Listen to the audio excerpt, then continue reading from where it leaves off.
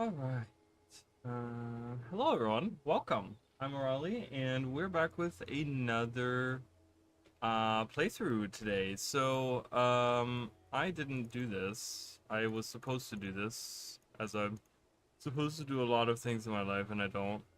But I don't have any space. I don't have any space, guys. What do I do? I don't have any space. I don't need those. I don't need those. Whoa, I didn't mean to do that. I meant to put that there. Ooh, Amulet of the Mist. That's important. Can I stack those? Oh, they do stack. Nice. I don't need. Oh, I need those. No, I need those. Do I have a stack of them somewhere? I don't have jade bracelets anyway. Oh, I do. I was gonna say. Alright, so we're going to be doing a playthrough of Nightfall. We're going to be starting... Oh, look, there's a prison here. We're going to be starting with that today. I'm trying to... I don't have any room. What do I do? Um, I don't have any room. I gotta get rid of some of this garbage. Like this. I don't know what those are used for, so... I gotta get this character ready, guys. We don't have the character ready yet. Because I was lazy. Everyone can blame me, it's fine. But that gives us time to like kind of catch up. So what's going on with you guys? I have 250 freaking cupcakes. I never use them. I mean, I could just like drink the spear. Watch that. Just watch that happen. I don't need those. I don't need to use any of these. Festival tickets, we're not gonna use them anyways. Spawning power, I don't care about. The only thing that's important is that I get rid of these things so that I can get my bags. Chocolate bunnies are probably nice, but that's okay.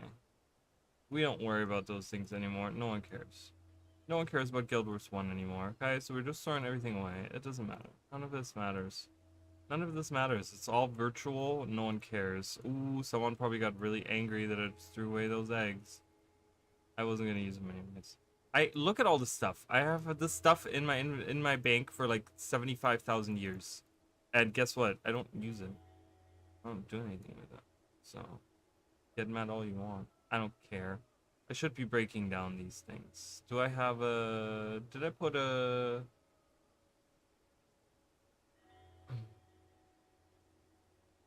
I didn't put. Okay, so I didn't put a vigor rune on here because those are expensive as fuck. If I had one of those on there, I would 100% need to move that over. I hope I didn't use it on any character on here or something. But that's okay. You know, it's all virtual stuff. It's all like, you know, whatevers. Oh, I did have blue sugary drinks. I could have stacked those, but that's okay. Lunar tokens. Tapestry shred. Probably some of these weapons aren't even good.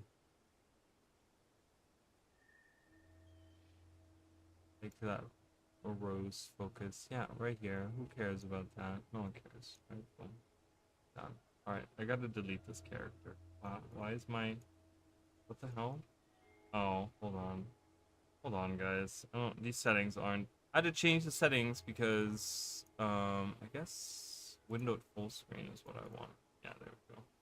I could see my taskbar, which is like the worst thing ever for me. I don't know how you guys feel, but when I'm gaming and I see a taskbar on the bottom, I'm like, what is going on right now? Anyways, I hope you guys are doing swell. I'm doing pretty good myself.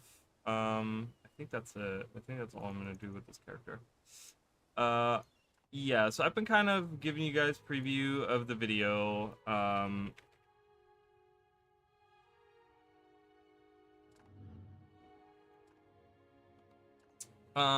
Yeah, and before we get into that, hey Jacob, welcome. So, yes, I have been working on this dual classing video. They take a lot of time, a lot of effort. There's a lot of editing that goes into it. I'm probably right now, for this video, in the last, like, 2 weeks or so I've been working on this video. I'm probably on hour like 15 of making this video, right? It's a lot of effort. So thank you for being patient with me. I will be getting that done, but I also spend 2 hours today writing another script for another video. I have another script that's ready, that's done, that I just need to like record audio and video, and it's not that much editing on that one, on that part actually. Which it's just like a, I don't know, like a cute little whatever video. And then I have a couple other videos that I want to make that I haven't even started anything on. So just so you guys know, I am working on videos. There's range for too small range, so little purchase into a pitchfork.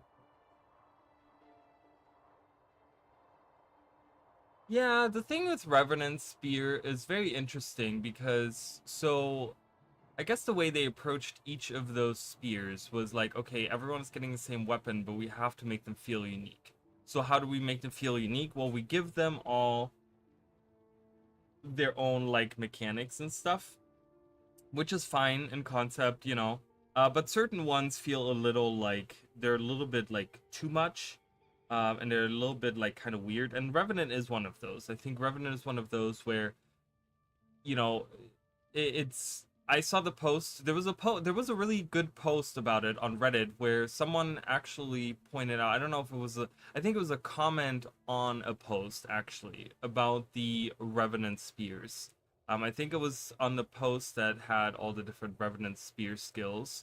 But the thing was that the this comment, and I was like, wow, that's actually a really good point. They were talking about how the energy cost and the cast time of everything is, and you end up being like not able to really like do much with the spear because you're kind of locked into trying to do abyssal raise, and trying to like gain those stacks of when you use that or whatever. So you kind of like your whole loop, your whole kind of like chain loop that you have, and like your DPS rotation is literally like pressing like 3 buttons, and that's all you can really do, because energy cost is so high, and then the cast time in between and everything. I don't know. So it seems kind of we're gonna have to give a lot of feedback, right? Like my thing always is about constructive feedback. So as we go into the beta, which is going to be happening on the 27th. So it's going to be happening in 4 days. We're going to be able to play around with the weapons. I will probably be doing a few hours of a stream on Friday. I'm thinking on Friday, and that will be. I'm hoping that I can do that on Friday. I'm gonna try to do that on Friday. I don't know exactly how my schedule works out, but that way you guys can kind of get my impressions on it, and I can kind of jump through and see how I feel about it. So, yeah, and it's super slow. Yeah, I think that is one of the biggest concerns as well, is that there's like huge cast times, and even the auto attacks feels really, really slow. And I don't know why ArenaNet like.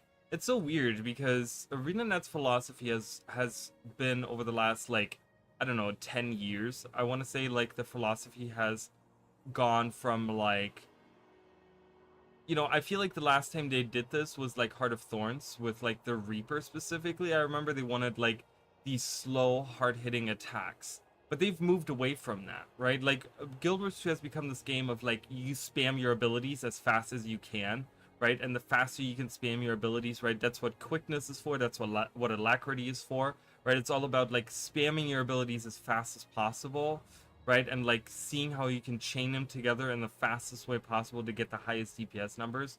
That they add something like that, where it's like a drastically slower weapon than like all the other ones that are being released. Like when you look at some of the attack animations, specifically on like I think Elementalist, they're really fast. Like they throw those spears really fast, and then you look at Rev and they're just like 1, 2, 3, and it's like Elementalist like 1, 2, 3, 4, 5, 6. You know, it's like whoa, okay, it's kind of crazy. So But yeah, we'll see. Like I said, just give your feedbacks, and hopefully ArenaNet will listen and be constructive with them, and just hope that we will get some good stuff. So we're gonna do a Paragon, and we're gonna do a because I you know the whole idea is that I'm using a pet, right? So we're gonna be using Paragon, but we're gonna be doing a secondary Ranger so that we can have a pet, and we're still gonna use our pet. That's still gonna be our thing. And but I wanted to kind of I don't I never really had a pair. I did have a Paragon at some point. I did have a Lady Paragon that I played with for a little bit before Guild Wars 2 came out. I was farming some dungeons with a friend, and I was kind of the support in the group. But I don't know. I don't know. I feel like I kind of want to get that experience again. So we're gonna be doing this. I hate that face. Can we like not do that face? I want like a neutral face. This is pretty neutral. That's like a battle hardened thing. So the thing about the part is always like some of these faces don't really fit in. Like this face, if you were to play the story with this face right here, that doesn't really fit because the story is that you're like a young soldier rising in the ranks of the Sun Spears. Well, I don't look like a young soldier, so there is that. No, I don't want that. I like the like I just got out of bed. I just got out of bed and here I am ready for battle. That's really funny. What? Like who made that? They're like, yep, that's the hair. I might do like no hair.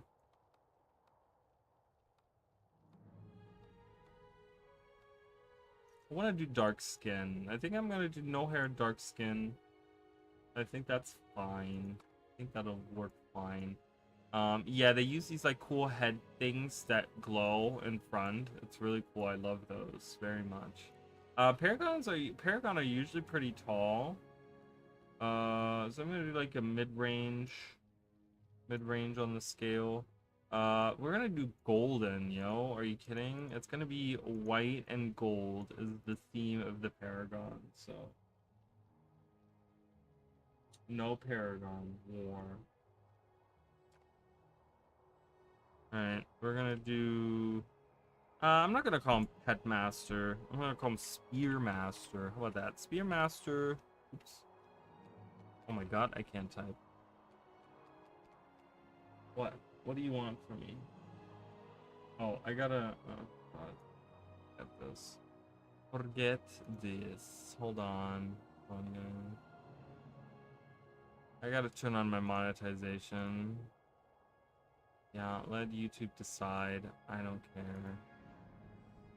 Okay, it's automatically letting me do that, I guess. Okay, see, so the what? Okay. I don't understand. Like, now the live chat replay is automatically selected. Why? It's never been that. It's so confusing. This is what confuses me. Spearmaster or Raleigh. Sounds good. Alright, we're gonna go in.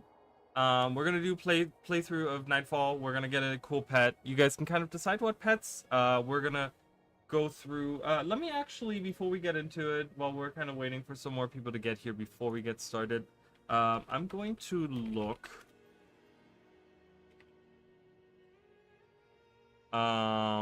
for some pets that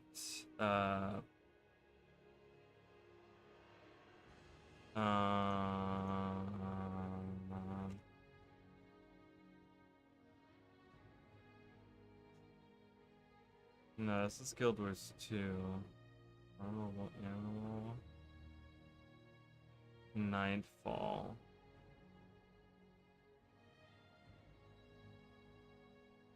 Okay. So let me pick out some stuff that I would like to do. I don't want that. So I'm gonna give you guys some choices for pets. I'm gonna let you guys vote what we're gonna do on pets. Poll. What pets would you like us?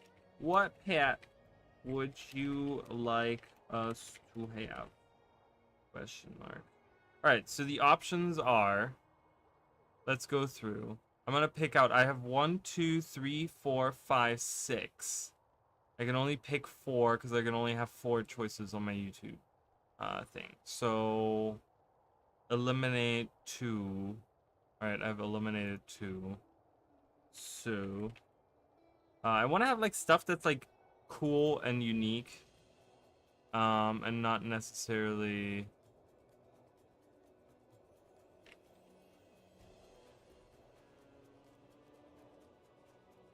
You know, sometimes when I spell out words that I haven't.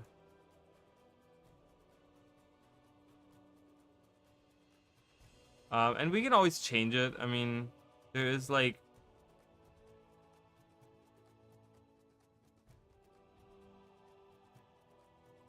There's like other options. So beside those 4.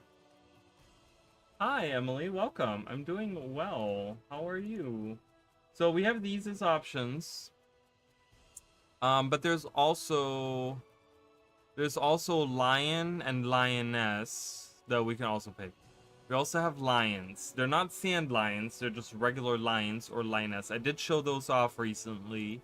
But those come until they don't come until later. So it doesn't really matter. So if you guys want to do, you guys can kind of pick. We can get right now. We can get crocodile. Right now we can get crocodile. So I'm gonna. I think early on I just closed it. I don't know why I closed it. I should have just left it open. And I did not click the right button. Hold on, let me pull it back up again. So right now I can get a crocodile or a flamingo. So it's between those 2 right now. So maybe, have you guys already voted? Someone already voted. Who voted? What are we voting? Flamingo? Okay, that's fine. So right now, just so you guys, right now we can only get crocodile, flamingo. Jahai Rad will be when we are around Jahai. And hyena will be way later on. So I think I'm going to pick flamingo to start out, because that is something we can pick up way early on. That's something that we can get right in the training area. So as we pick up a second profession, as we pick up the ranger profession as our secondary, that's when I'm gonna pick that. That's right in the training area. And then from then on, we can look at like how the votes are, and if people want me to use a crocodile instead, I will get that. And then if the votes, you know, are, you know, whatever the highest is, that's what I'm gonna. And if flamingo is the highest, we're just gonna stay. I'm drinking a Monster, which is probably the worst idea on the planet to do at 10 o'clock at night. Not to mention that Monster is horrible for you, but you know what? I've had this Monster for the last like 4 days, and I'm like, you know what? Okay.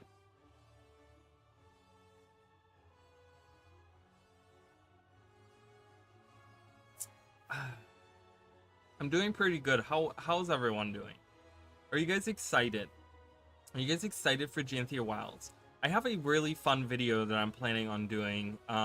It's something that we've recently talked about. I would like to make this return to Tyria concept of an expansion. I kind of want to make it into video. I think it's something that we've been talking about a lot, and I kind of want to get my opinion out about how I feel. It's kind of gonna be it's this merge video of, because, and I just talked about this earlier, and I always talk about this, right, ad nauseum so much, but I always talk about how like criticism is very important, but you have to make it constructive, right?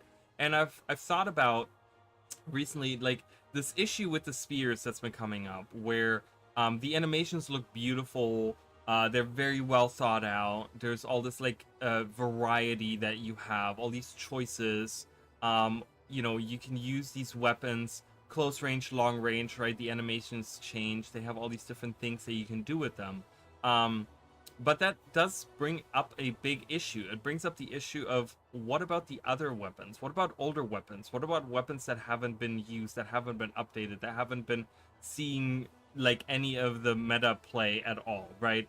And I didn't want to just make a video where I just sit there and I talk shit on the spears, because I feel like that's not good. Like, that's not what I'm about, right? So like I wanted to do something instructive. So I figured, why not take that and take some of the other issues that we've recently been talking about, you know, where people, we recently have talked about this a lot, you know, during the streams and stuff, where we've talked about um doing like a return to Tyria, right? Like you know, what if ArenaNet went back and kind of updated the core game, which seems to be a huge discussion. Like just throughout I've seen this a lot throughout like different threads on different social media platforms, and you know that's you know on streams and stuff, and it's super interesting. Like even on other people's streams, I've been on other people's streams, kind of watching a little bit. Recently I recently was like on Astro Legends stream and Malcolmist stream, and like that seems to be a subject that comes up a lot. Is just this, like, you know, ArenaNet should be maybe going back and maybe doing something with the core game, or like updating it and the bugs and blah blah blah. So I'm like, why don't we take all of that together, take, you know, take these concerns, take these problems, and present something where we can say, here's an idea on how you can fix this. Here's an idea of how I feel like you can make this engaging and fun and interesting and worthwhile, and something that really like could solidify Guild Wars 2 as the entirety of Guild Wars 2, not just the expansion content, but the core game as well, as like one solid game that is a really good experience right now. So that's kind of my goal with this video. I don't know how in depth I'm going to go. I just started writing the script um this morning. I just kind of I had like all these thoughts in my head, and I'm like, if I don't write them down right now, then I will lose them, and then I will think back in 2 weeks when I actually want to write the script, and I can't think of all the little things that I thought of and the way that I worded them in my head, and I'm like, I need to write them down because oh my god. So I actually spent like 2 hours writing a script, and I got to like, I did the first part, I did the introduction, like almost 2 pages of the script are just me talking about like the introduction to the video and like the problems and the things that I see and how we can solve them and that sort of stuff. So I, you know, as always, as you guys know, I try to be constructive. I don't want to sit here and just bitch for hours on end, but I want to present something like, okay, let me bitch for a little bit, but let me also present something that I think would be an interesting way to solve it, right? So that I can say, you know, I'm just, you know, I'm not just being an asshole here, but I'm also trying to present a remedy, right, to this. So 50-50 flamingo crocodile. Okay, that's fine. There's still time. People, I'm sure people are coming. That's why I'm kind of doing a slow start so people can come in. Interesting. So we're gonna start off with the flamingo, and then I'm gonna check after a while and see if crocodile takes over. We'll swap over. I mean, we can always swap back and forth. You know, that's like the thing. It doesn't really matter. It's not a big deal. We can always swap. That's not, you know, the thing is, and that's something what we ran into with the Kantha playthrough, is that by the end of it we didn't have a level 20 pet, and that kind of sucked because then our damage was kind of so we're gonna try to avoid that a little bit. All right, anyways, so let's get started with this game. Let's get started with this, and we can, you know, hey, and I'm welcome. I love democracy. Democracy can be good. Let's put it that way. Democracy can be good.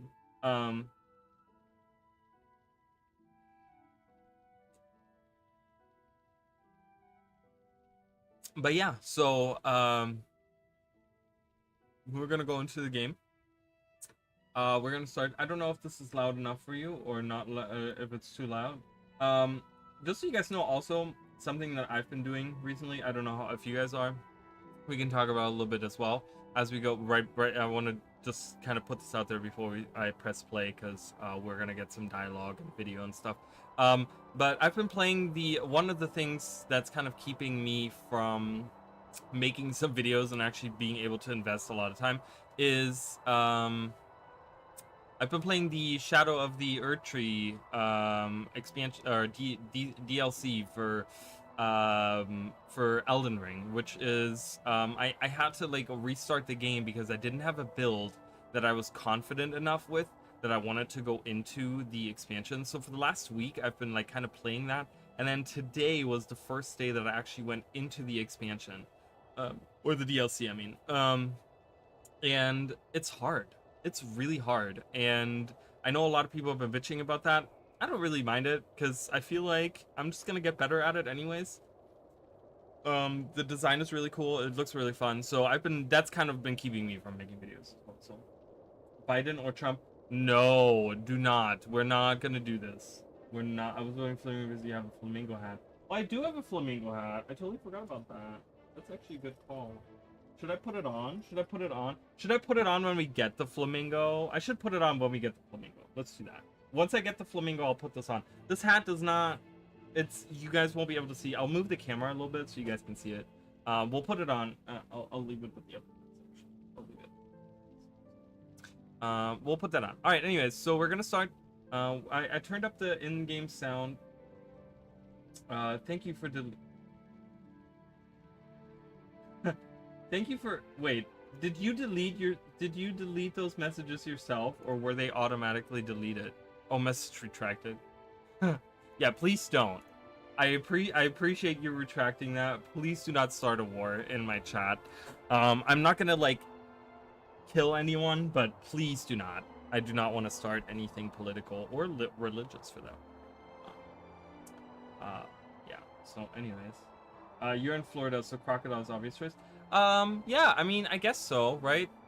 Even though we don't really have, like, we have crocodiles here, but it's mostly alligators, which there is a difference, I suppose.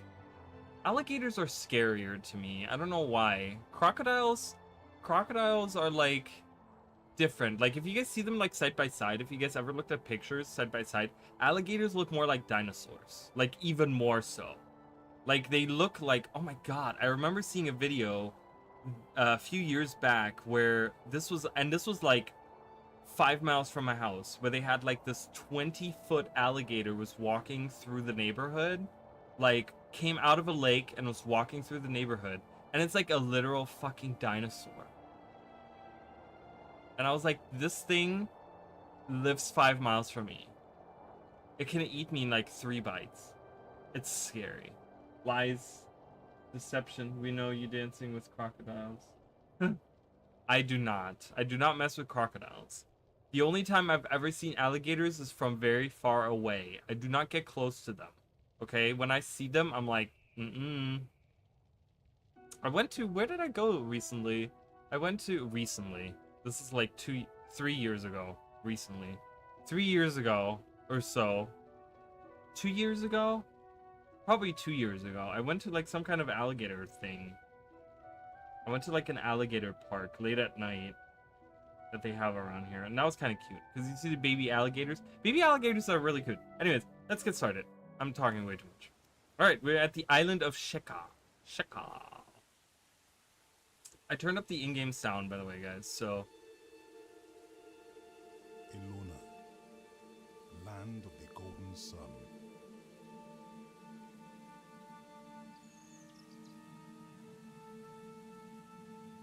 A land of wealth and bounty.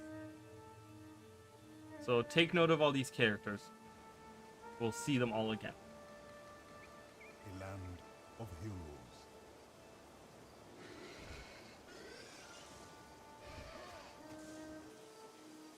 I love that scene. It's us telling Koss what to do. Protected by its champions, the Order of the Sun Spears.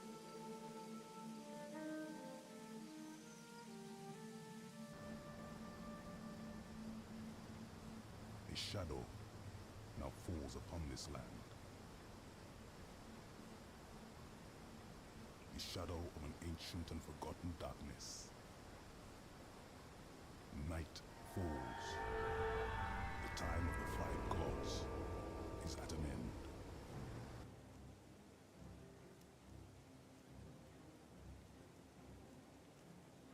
So there's that cool island of Sheka. I guess that's that island there. Spear Marshal Cormier. Ahai. It's good to see both of you. You have arrived just in time. Nothing that we can't handle, I hope. I have received word that Corsairs have been spotted off our coast. Your skills and leadership will be needed. So it's really weird. It's like a weird introduction that we get like right off the bat. You know what I mean? Like it feels really strange the way they're like, "Hey, here's Alona." So I need to speak with you, Spearmaster Arali. So, oh, and you guys can't see the dialogue box, but that's okay. And okay, shut up, lady. I can't move it either, so you guys are out of luck. Sorry. I want more Abaddon and shield to my spear and Jante. Abaddon is so 2000 and late. Are you kidding? No one cares about Abaddon anymore. We've moved on with our lives. No one cares about the gods anymore. We're gonna go hang out with some fluffy bears, okay? Fluffy bears and Janthier. That's the new thing. But yeah, so the video we kind of watched was kind of introducing some of the characters. We saw Donkoro, we saw us with Koss, and Donkoro training Sun Spears. We saw Varish Asa, who's coming from Korna, right? Like we're down here. We're down here in Istan, but Gandera, Varish is coming down here to talk to some of the people, and then we also see Cormier do something interesting. There's actually like that opening cinematic has something super important that kind of plays into a lot of like the character of Cormier alone, because she approaches the statue of Abaddon and she like waves her hand in front of it or whatever, and she like activates the statue, which is a huge plot point. And they just kind of like show this for like 2 seconds, don't mention this, and then this actually becomes like a huge point of her like character development and like story. It's super important to take note of that. Cormier did this, okay? So just remember that as we go into the story, like Cormier activated the statue of Abaddon. Yeah, and that's pretty much it. So we get introduced, we're hanging out here, and here is Cormier. She says, those blasted Corsairs will reach Chubek soon, which is, remember, that village, right? We just did a comparison stream, so if you guys have not watched those comparison streams, you probably should have, so you're up to date on all the different areas of Istan and how they align with Guild Wars 2, and then you know where everything is. So you know where Chubek is. We have a tough choice. We could take the shorter, more dangerous path and risk suffering some casualties, or we could take a longer, safer route. I've never done the tutorial with you guys, so let's do the tutorial one time. Let's just do it. Why not? This route to Chubek is slower, but it is much less perilous, and we can journey to the Sunspear watch post nearby and pick up reinforcements. We'll need to provide some training to the recruits along the way, and I'd like to use you as an example for them. What do you think? Sounds good. So we're already like kind of in the leadership position because there's recruits here and stuff. But yeah, so we're kind of taking already like a leadership role.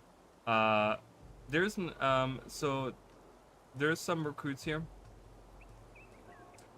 She says, gather around, recruits. You're going to see combat sooner than we intended. Okay, this jumps way faster. And there are a few techniques you need to learn. Pay close attention to Spearmaster Raleigh, who will demonstrate these moves for you. First, to look around, hold down the right mouse button while moving the mouse. Try looking behind you, Spearmaster Raleigh. There's no one there. Okay, cool. Try looking behind you, so the recruits can see how it's done. Click on me when you're ready to continue. All right, so we're clicked on. Oh, we're clicked on it. See that weapon locker over there? Walk over there and retrieve a weapon. All right, so let's open it up. We're getting a starter spear. All right, let's pick it up and put it on. Here we go, guys. We get a spear. Bam! Our first spear. We can move around with the WA. Is the D button?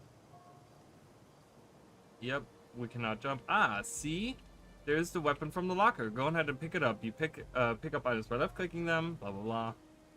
Equip them. We already know how to. Music is like honey to my ears. It's really nice, right? Like, this music is super good. We're gonna see some really cool stuff in Alona. Alona is gonna be super cool. I'm very excited. You know, my favorite, I gotta say, my favorite soundtrack of all of them is probably Eye of the North, because Eye of the North has such a big range of things, just because we see all these different environments. Like some of the Asuran music, like it's so interesting to me because you guys don't realize, like those of you that didn't play Guild Wars 1, you guys don't realize that like we hear the music that we hear. Well, I can't actually show you because it's not a connected world map, but the music that we hear in the Tarnished Coast in Guild Wars 1, which was like that was like expansion like the Eye of the North expansion, like that was expansion content. That was like end game. This was like late into the Guild Wars 1 like life cycle and stuff. Some of the music out there that we hear in the jungles of the Tarnished Coast, because it's very jungly out there in the Guild Wars 1 days. That music in Guild Wars 2 plays in a lot of it plays in ore. And it fits really well, but it's so weird because when I'm walking through ore and I'm hearing this like music that I hear like right outside of Radasum in Guild Wars 1, it's just like it's a weird like mix of feelings that I have, because in one way it doesn't fit to me because I'm like, this is stuff that I hear when I'm like hanging out in like the like, you know, like Magus Stones or whatever, right, which is one of the areas out there right outside of Radasum in Guild Wars 1. And you know, but now I'm hearing it in Guild Wars 2 in ore, which is like a completely different environment. So anyways, let's click on her. During your duties as a Sunspear, you may see people with exclamation points over their head. This means they have important information to tell you. You may even offer you a quest. Information about any quests. Yep, okay, so we have our quest log.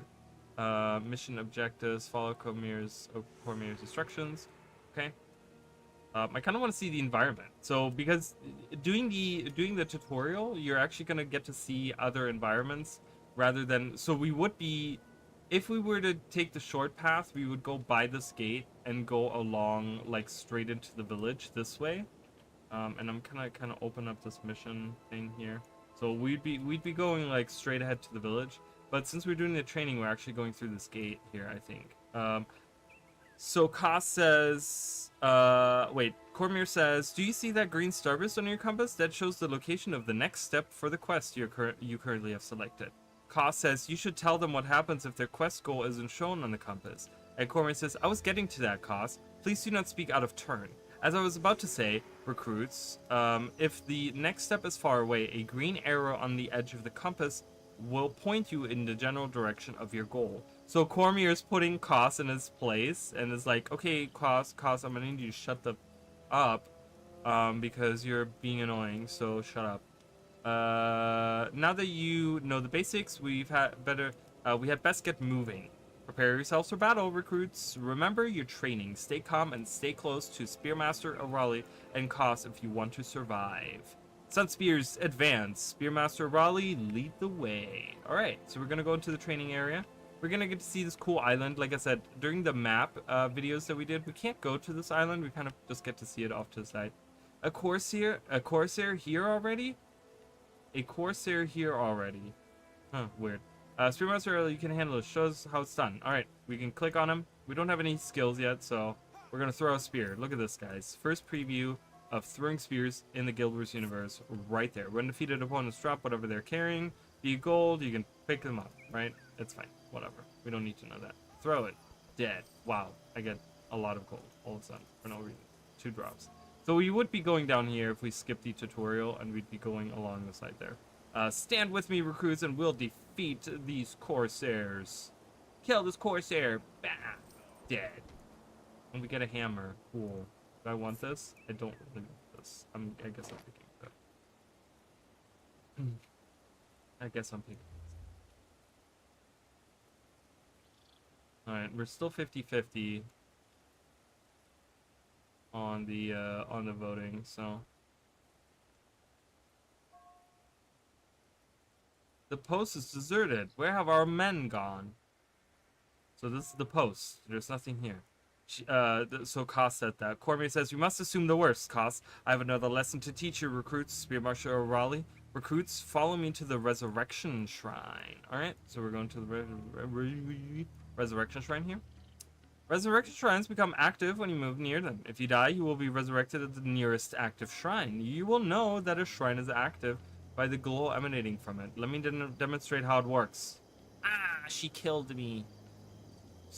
Cormier, Spear Marshal Cormier killed me. The goddess Cormier, before she became a goddess, killed me. Ta-da, we're back to life. Ta-da. These shrines give a powerful advantage, but do not become overconfident. See the box in the upper left corner? So up there. You guys can see that a little bit. It's behind the thing there. But we get a death penalty. The limit is -60, which can be quite harsh in a tough fight. Yeah. So my health and energy is reduced by 15% right now. There must be a way to overcome this penalty, says one of the recruits. When you defeat foes in combat, you will reduce your death penalty. Also, visiting a town or other place of rest will fully eliminate your death penalty. I understand, the recruit says. So it's she actually, as far as I understand it. Okay, hold on, I'll talk about that. You haven't heard the best part yet. Your duties as a Sun Spirit will often require you to undertake dangerous missions that have no resurrection shrines. In such case, what does he say? In such cases, death will require you to restart the mission from the beginning. That's what Ka said. So Cormier said, don't let Ka frighten you. It is possible to learn skills that resurrect fallen companions. Let me rid you of your death penalty, and then we can concentrate on skills to keep you alive in the battle to come. Skills produce a variety of effects, from healing your allies and damaging your foes, to allowing you to run more quickly. Using skills effectively is often the key to victory. You have all just learned 2 basic skills from your chosen profession.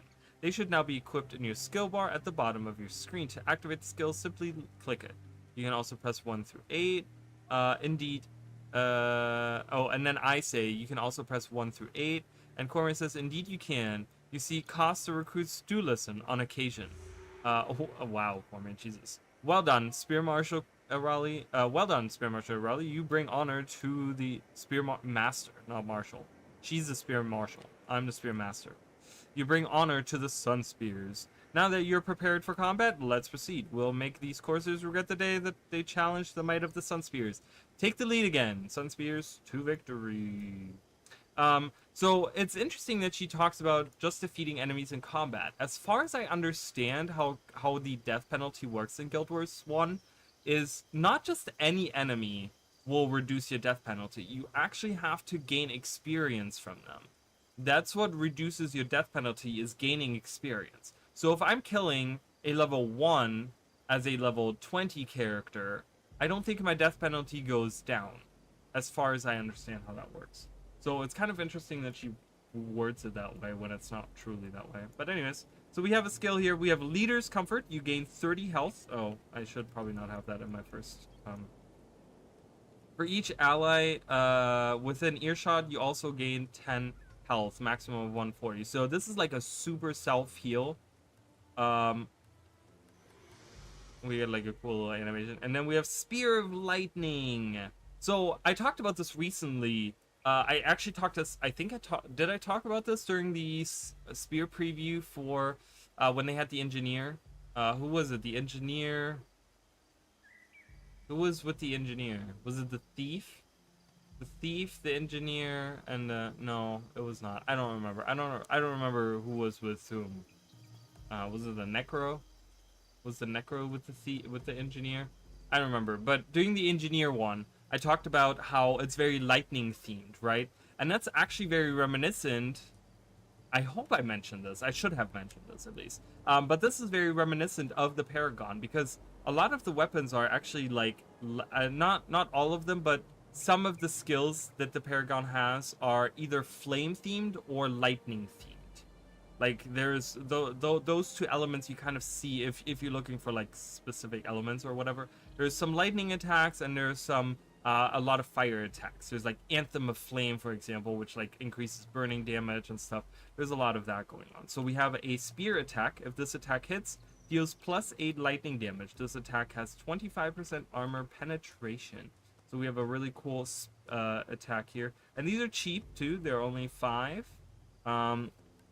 And if we look at the, these are the attributes that we get, right? So These are the attributes. Leadership is our inherent. So all the professions get like different. How we have like, and I always explain this for every playthrough, but so the attribute system is the predecessor to the trait system that we have in Guild Wars 2, right? So we have different lines. You will see that a lot of the lines, obviously not on the Paragon, we don't have the Paragon in Guild Wars 2, but a lot of the lines are the same as they were in Guild Wars. They carried over from Guild Wars 1 to Guild Wars 2.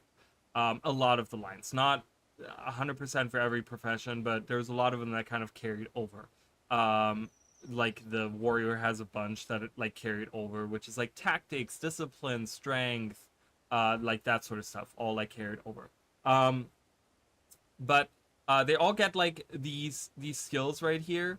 But then they have one inherent line, and usually that line, you only get that line, this attribute line, if you are that main profession. If you have that as a secondary, you do not get this line.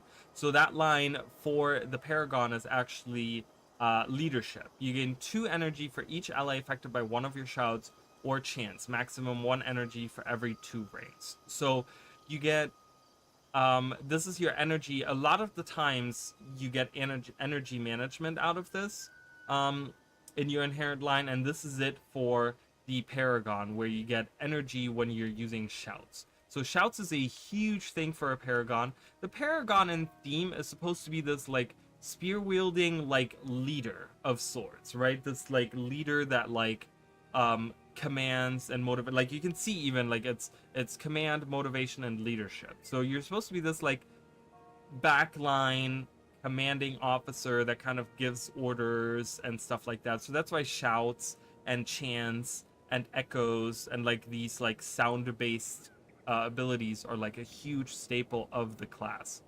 So anyways, she says, stop here, look at your compass. You are the green dot in the middle. See the white circle around you. Any aggressive enemy who enters this danger zone will notice you and become hostile. Now, Sun Spirits, let's give these Corsairs a battle. Alright, let's go. Let's attack these guys. Enough talking. Let's see some action. And we're gonna use our Spear of Lightning. Dead. He died. Alright. So as we see, and we're gonna heal ourselves now. Leader's Comfort. That's actually a really good heal. We just healed for 90, and our max health right now is 100. So we got like a 90% heal. Like, that's really good. Because we have a lot of allies. So a lot of shouts deal with like allies in range, and those are usually there's different things where it's like team members in range and allies in range and enemies in range and blah blah blah. Allies in range means not just people that are in my party, but they're also, as you guys can see down here, they're allies. So this affects me based on how many people are hanging out around me. So that's why I'm healing for so much, because I'm getting 30 plus I'm getting another 60 from the people, like I guess myself included, because I'm getting 50 there. I guess that's why it was 90. I guess I count. Alright, anyways, go! Bam! Wow, that was not a lot of damage. I gotta go for this guy. I'm gonna attack the mage. Okay, everyone's dead. That seems to be the last of them. Before we enter the village, I have a few last things to explain. Come speak to me. Alright, so, oh, okay, why is Cormier way back there? Alright, Cormier, what's up? You have done well, you've done a fine job thus far, Spearmaster Raleigh. I have one last lesson for you before you enter. The lesson is what? That we level up. Congratulations, Spearmaster Raleigh. You have just gained a level. When you achieve a new level, your health increases and you gain attribute points. Spearmaster Raleigh, let's show the recruits how to spend attribute points. Okay. I guess we're gonna do Spear Mastery. It increases the damage you do with spears and your chance to inflict a critical hit when using spears. Alright, so let's do a damage based. But then I also want to get yeah, so we're gonna do this. And then maybe command. I don't know. I guess I'm gonna leave it at that. Every time you gain a level, you gain attribute points. These are used to improve various attributes of your chosen profession.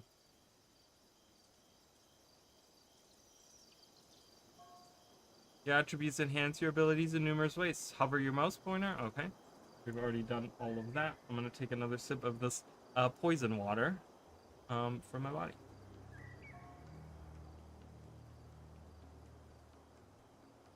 You currently have rank 0. That is not true. I just leveled up, Cormier. Keep up. Keep up, Cormier. Let's go. You're supposed to be the Spear Master. Or Spear Marshal. I keep mixing those two up because I had to name myself something that was so close. You can raise and lower your attributes. Yeah, okay. We get it. Look into her soul. There she is. She has eyes, guys. Oh, there's a spoiler for you. Cormier still has eyes. You also gain a skill point whenever you gain a level. You can use skill points to learn additional skills from a skill trainer. We're gonna get a cooler. There's some really cool armors, guys, that we're gonna have for the Paragon. So we're gonna see some really cool armors. I'm excited to see some. All right. We have prepared you recruits for battle. So let's drive these Corsairs into the sea. All right. Koss joins the party. So I'm gonna get my first hero in a second, who is Koss. And it's interesting because all the heroes that you have in your party, or that you have, whatever, that you can select for your party that you have unlocked, they get all of the skills that have been unlocked on your account for their profession. So he will have a plethora of skills to use. Enough talk. Go speak with First Spear Jadugar. Jadugar, hello. Cormier ordered me to guard this gate against Corsair attacks. No filthy Corsair will come in. We're not a filthy Corsair. Please let us in. Alright. Mission preview, guys.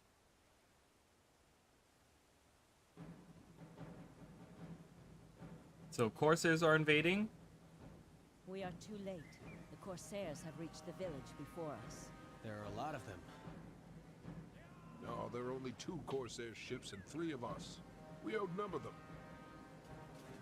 Corsairs are already in the town. Where are the defenses? Show me your leadership abilities. Defeat these Corsairs. We will do our best. You lead them. I will follow. So Koss is like one of those people. He takes this really interesting, like full on like stereotypical.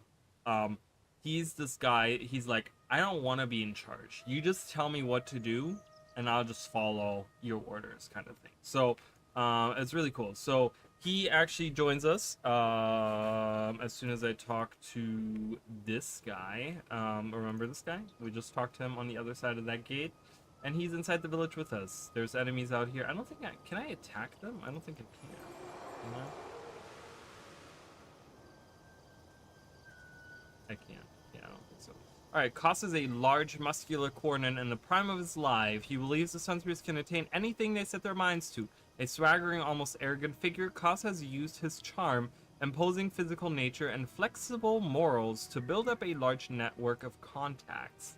So he has a lot of friends because, well, we'll find out some more about him, but he's going to be our new friend in our group here. So Koss hangs out with us.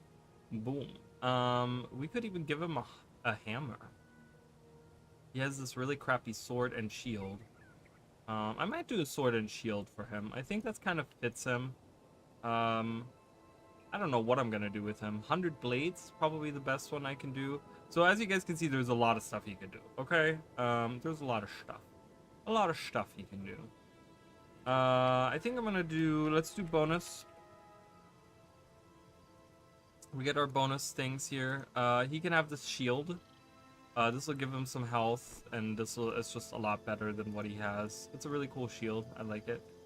So we'll give him that. I don't think I'm gonna give him a hammer. I know hammer is probably like the best thing to do, and I might do that later on because I think that like knockdown from hammer is like really good and stuff. But right now I'm gonna do sword and shield for him.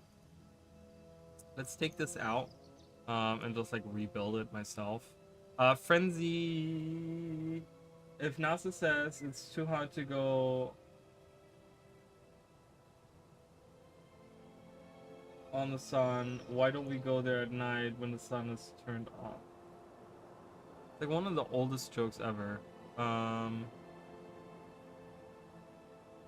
It's like that goes like, doesn't that go into like, I feel like that goes into like,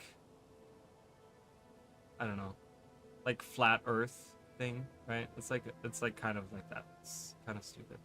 So let's take some stuff that is very reminiscent to things that we have, like, fear me. We have that. Watch yourself. It's not watch yourself. It's save yourselves, right? That we have in Guild Wars 2. We have healing signet. I think I'm gonna give him a healing signet, just so he has like a self heal. I'm giving him 100 blades. I should maybe do like sever artery, and then do final. No, what is it? Gash. That gives the deep wound if they're bleeding. So that's pretty good. That's a good combo. Sun and Moon Slash. These attacks cannot be blocked, so that'll be nice. That's we have a Sun and Moon style for the trait line in the warrior in the Spellbreaker, actually. Spellbreaker. So that's kind of nice. I'm trying to kind of like switch it up. For Great Justice. So these are all adrenaline. So let's take another adrenaline. Defensive stance for 1 second. You have block melee for 1 second. That's kind of stupid. Maybe you should do watch yourself. Fear me. Lose energy for 1 second. Your melee attacks gain chance of critical hit against stationary foes. Oh. You do. If you hit it as knockdown, you gain adrenaline. Well, that's a lot of adrenaline. Final thrust. Lose all adrenaline. Hits you deal 6 more damage. This is doubled. Yeah, let's do that. Final thrust. Okay, cool. Let's do that. Let's do some really strong stuff here. Alright. We have Howen here. I don't know why he's a named NPC randomly hanging out. Oh, you can kind of like, okay, got it. You can kind of ask him about things going on. Okay. All right. So we have our first hero. We have made him cool and awesome and ready to go. We must hurry. Oh, okay. Quiz the recruits. Hi, Spirit Master Raleigh. The Corsairs are swiftly overtaking the village. Before we head out off to get our blades bloodied, I need to make certain that these recruits know how to function as a team. Go speak to them, rile them up, and make sure they are going to inflict unspeakable pain upon the enemy. Make sure they know their stuff. You can count on me. All right, let's talk to some of these. You ready to kill? Are you ready to kill, dude? The fruit of my labor will be evident on the battlefield. My training will guide me to victory. As a Sunspear, you never fight alone. Remember this, guys. You never fight alone. Forming your party is an important element of being an effective soldier. It's important to coordinate your efforts so your unit acts as a well-oiled machine. You may add heroes to your group by selecting them from the drop-down menu. So this is like kind of giving you more tutorial stuff. Since I was a child, I've always dreamed of wearing the Sunspear insignia. It is now my duty to defend my homeland. You must assume care over the men and women under your command. You can equip any of your heroes in the party by bringing up the inventory panel. Blah, they're giving me more instructions. I'm like, I'm supposed to hype you guys up, and none of this is happening. You guys are the ones bringing proper skills into combat. I don't have any skills. You guys aren't giving me any skill. Is there a skill person in here? I don't think there is. You were laughing too hard on them, really? It's scary because, well, for some people that might be funny, but I have known people in real life that have believed things like that, so it's just, I don't know, it's scary to me. So they're ready to face the enemy head on? Good news. No one even talked about anything about attacking anyone head on. They're literally like, you can equip more heroes. Alright, anywho. We must hurry. So I'm gonna add these two guys. So we have a healer here. Here's a monk, Kim. Or Keem? Is it Keem or Kim? There's an H in there, so I don't know what to do with that. And Sogalon. Sogalon is really cool because he has these glowy eyes. Kind of scary looking. But he's really cool because, so he's a motivation. Which motivation, you guys can kind of read here. So he's a paragon, but he's a motivation paragon. Which means that many paragon skills, especially those related to energy management or that inspire your allies, meaning that a lot of the motivation skills are actually like healy and defensive-y skills, but I really like his armor. I think his armor is one of the cooler ones. I think this is the Sunspear armor that he's wearing. So he has like a really cool armor. But also the name Sogalon, he's actually named after an ancient or like an older spear marshal. He's actually like named after like an old spear marshal. He has the same name. I don't know if he actually references that. Does he say that? My parents named me after Sogalon the Protector. There you go. Right there, he drops it. It should be no surprise I was destined for greatness. And what does she say? Yeah, so he's named after this other character. We will come across the spirit of this Sogalon the Protector, actually. We will talk to Sogalon the Protector during our playthrough, just so you guys know. You think you have it rough? You've got it easy. Try being a girl in this rough and tumble world. Cos may have taught me to fight, but I taught myself to win. Hey, you know what? You go, girl. I'm all for that. Remember, Sunspears, never fight alone. Standing next to me is the newest batch of reserve recruits. They're called henchmen. They are eager and waiting for leaders like you to take them into battle and out on adventures. Should you ever need their service, feel free to add one or more to your party. Why don't you go and introduce yourself? Add at least one henchman to your party and then come back to me. Okay, I have done this. I see you've made a new friend. I've made 2 new friends, in fact. Look at me.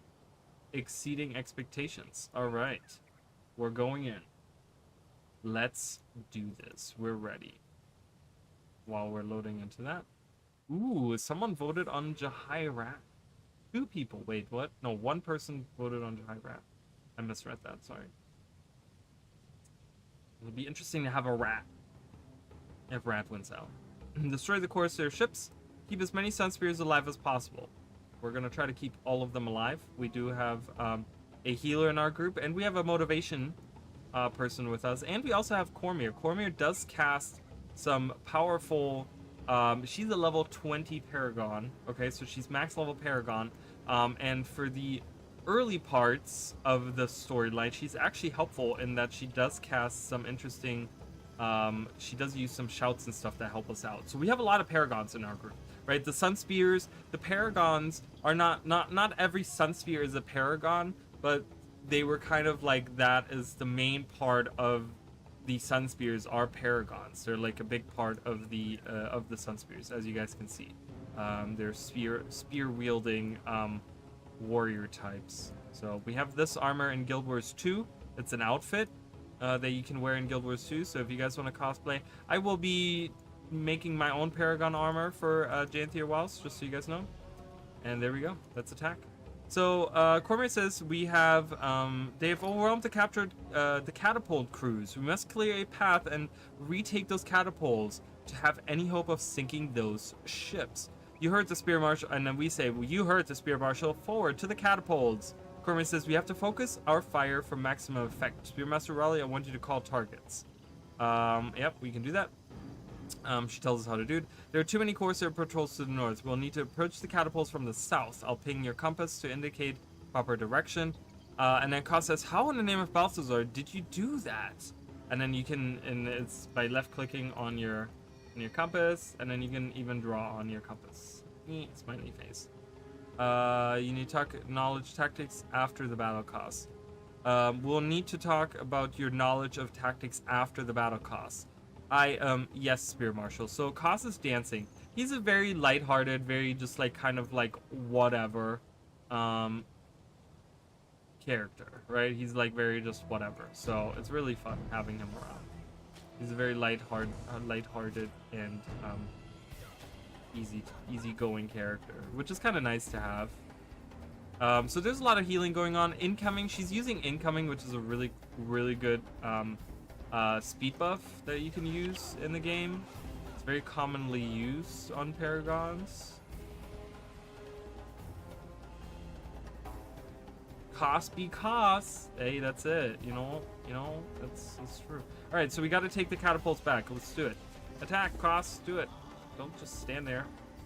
So we're definitely doing really well. I mean, Paragon, you guys will see, is like a really good overall class to kind of give better chances in battle.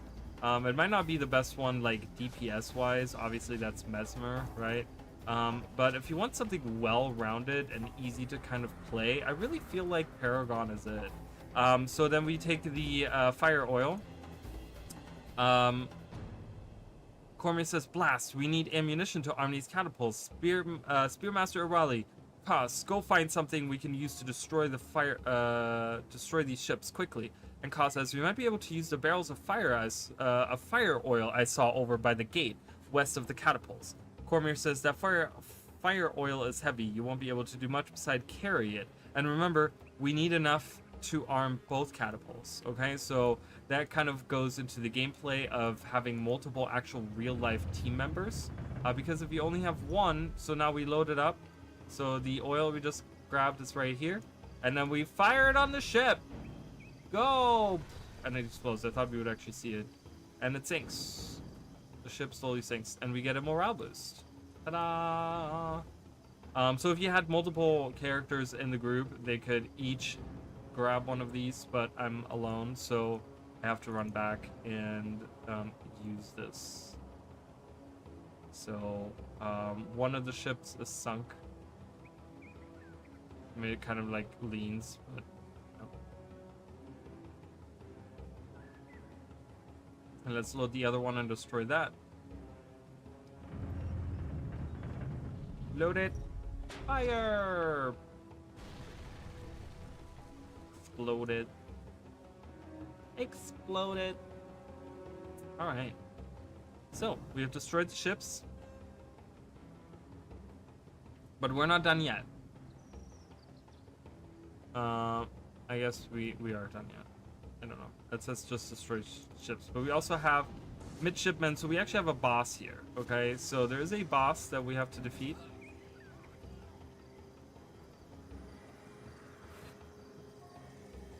So that Corsair over there looks like one of the leaders. You can tell by the glowing aura. Yeah, so he has a glowing aura around him. Defeating him will raise our spirits, giving us a morale boost is what we say. So we got a morale boost for destroying the ships. Each time we get 2, we can get up to 10%, which increases our health and energy. And we'll recharge anytime we get it. We will get, like, Resurrection Sickness, for example. Once you use it, you can't use it again until you get a morale boost or you load back into an area. So it's only a one-time use that I can do that. But if I defeat a boss and I get a morale boost, then I can use that skill again. So, but yeah, anyways, let's attack him. And he just, did you guys see we got hurt by Harrier's toss? I don't know if you guys saw that. Go, Cos. Here I stand. Get a good glimpse. I will be last thing you see. You guys, I don't know if you guys saw that, but we got hit by Harrier's toss, which is a skill that the warrior is gonna get in Guild Wars 2. It's gonna be one of the spear skills, right? Isn't it? I think it's called Harrier's toss. Isn't that the one of those? All right. And then for the last thing that we have to do. Destroy the Corsairs occupying the village. I mean, I don't know. So there's a big group over here, and I think that's the last thing we have to do. Is just destroy this group. And she's gonna give us some instruction on leading enemies away. Enemies sometimes patrol the areas. When you encounter a large group like this, be patient. Some of the enemies might patrol, leaving the rest of them. Yeah, but we don't really care. They're super easy to defeat. Especially with the healers kind of being the first ones to die. I mean, that's kind of... And they have, like, no... Look at them. They're freaking easy to defeat.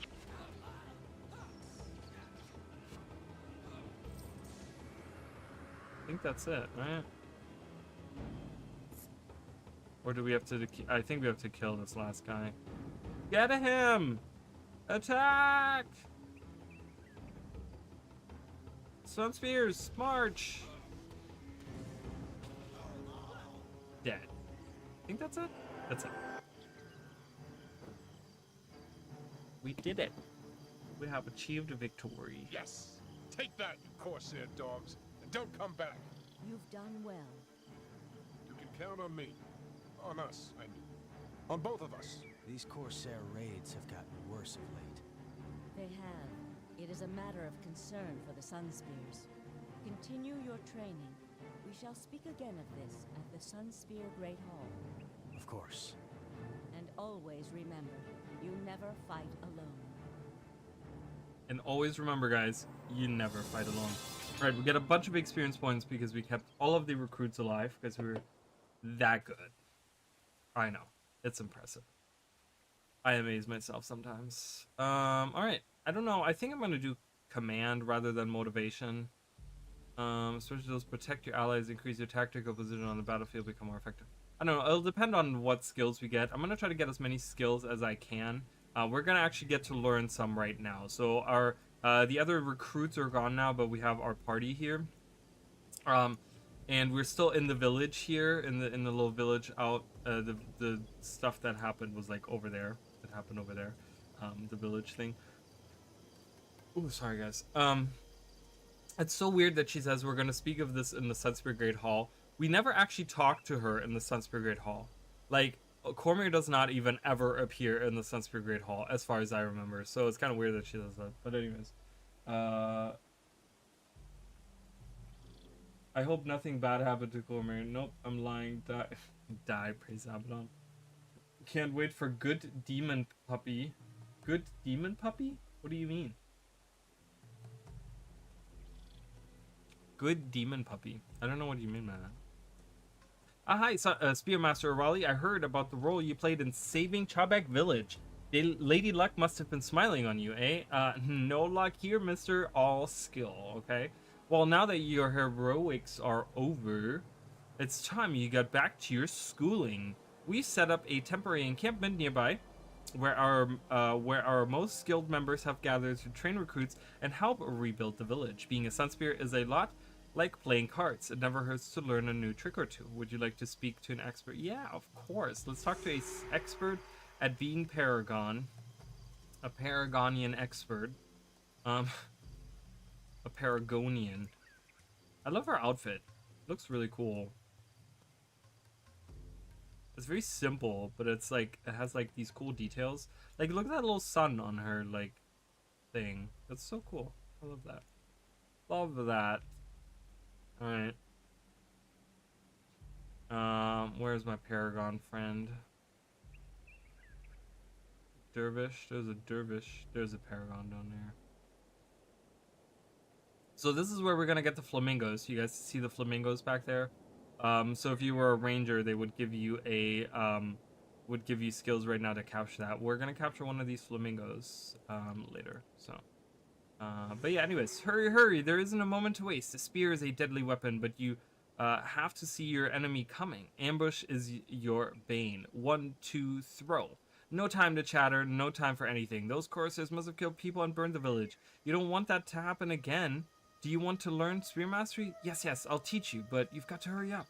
Can you teach me some Paragon skills? Alright, so we get some Adrenaline skills here. We get Barbed Spear. If this attack hits, your target begins bleeding for 8 seconds. Always good to do bleeding, which has synergy with Koss's stuff because he has Gash. So if maybe his Sever Artery attack doesn't hit or something, or gets blocked or something like that, and we can make them bleed, then he can still use his Gash attack. So there's some synergy there with our group. And then the other one is Wild Throw. If this attack hits, it deals +8 damage, and any stance being used by your target ends. So Wild Throw is, I think, isn't that another one that we're getting in Guild Wars 2? I think maybe. This attack cannot be blocked. All of your non-spear attack skills are disabled. Okay, well, all your non-spear attack skills. Non-spear attack skills? That's kind of shitty. Okay. Not really going to use that, I don't think. But that's okay. The hunger. Oh, yeah. He's not really a puppy, though. He's a little big for being a puppy, right? Sunspear volunteer, and he's clearly a Corsair. He's like, ooh, shut up. Kill him. He's mocking us. Everyone attack. And we're going to use Barbed Spear. He's dead. That's what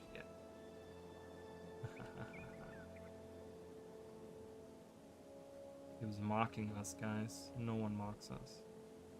Alright, yeah, I'm not really going to use that because it's going to disable all my other skills for 3 seconds. I don't really want that.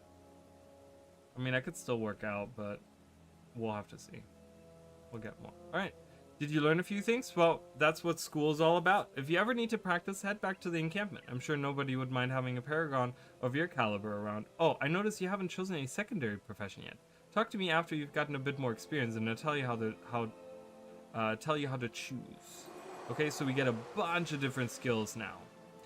Signal. If you're under the effects of a shout or chant, you gain 2 strikes of adrenaline. Oh, that's kind of nice. What are the other things that we have? We got Mending Refrain. It's an echo. For 15 seconds, target non-spirit ally has +2 health regeneration. This echo is reapplied every time a chant or shout ends on that ally. That's super expensive though. With 10 energy, that's a lot. Target other allies healed for 40. So these are all motivation skills. These 2 are motivation skills. You can read that right there. Because these are about healing and energy, right? Target, or these are both specifically are about healing, actually. If you're not under the effects of enchantment, you are also healed for 40. So here you can just heal straight up. You can heal, which is whatever. But I don't think I'm going to use either of these. I'm just going to kind of have this here. And here's the Anthem of Flame for 10 seconds. The next is the chant. The next attack skill used by each party member within earshot also causes burning. I like this one a lot, actually, so I'll equip that later. But I like this one a lot, so I'm actually going to put this in the 1 slot because I want to use it as often as possible. It's only 5. It only does 1 second of burning, but it's part of leadership. So as I level up leadership, the duration of this will increase. I guess if I need some adrenaline, I will use that. Yeah, so right there. I'd like to have my healing in the back, and then utility there, and then damage in the front. So, but here we get the cool golden wings that everyone always talks about when we talk about the Paragon. I'm gonna show you guys again. The cool animation of the golden wings. Yeah. Anyways, hi Spearman, how's your luck been lately? Mine's improved greatly since you helped clear out those Corsair raiders. Of course, so he sounds, this guy, David, I guess, he sounds like a gambler, right? He always talks about Lady Luck is on your side, and he talks about playing cards, and then now he's talking about luck again.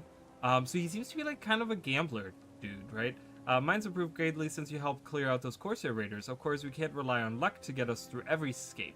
A seasoned soldier never, oh my god, you're so irritating, Sogon. Just stand somewhere, please. And just stand still. A seasoned soldier... Everyone, just stop walking around. I don't know why that's driving me crazy, but it's driving me nuts right now. A seasoned soldier never ignores his training. In fact, those are Cormier's orders. All new recruits must hone their primary skills until they reach level 5 and then begin a rigorous training regimen in a secondary profession. We've all got to be at our best if we hope to meet the challenges that face Alona. So come talk to me again when you reach level 5, and I'll let you get... Okay, so once we reach level 5, we're level 3 right now. So that means that we have to go into the city and kind of hang out for a little bit. Alright, second spear right here. Can we take us to Camadon? Hi Scott, welcome. How are you? Welcome in. Welcome in. All right, so we kind of get to hang out in here. I have done a, this is Camadon. I've done a map video of it, and I've done a comparison stream. So you guys should kind of know all about this. But we get, right off the bat, we get a bunch of side quests that we can do to earn some experience points. So we're going to pick these up. And do that. What's a collector, you ask? Well, a collector, a collector collects. They collect stuff. Some collect things they need for their jobs. Some want to make useful items for the stuff they collect. But those aren't true collectors. True collectors are in it for the pure thrill of collecting. We get great satisfaction from reaching our collecting goals. Sounds fun, huh? If you collect some juvenile termite legs for me, I'll give you this belt pouch. It's not big enough to hold my collections anymore. Sounds like a fair trade, right? I mean, I guess.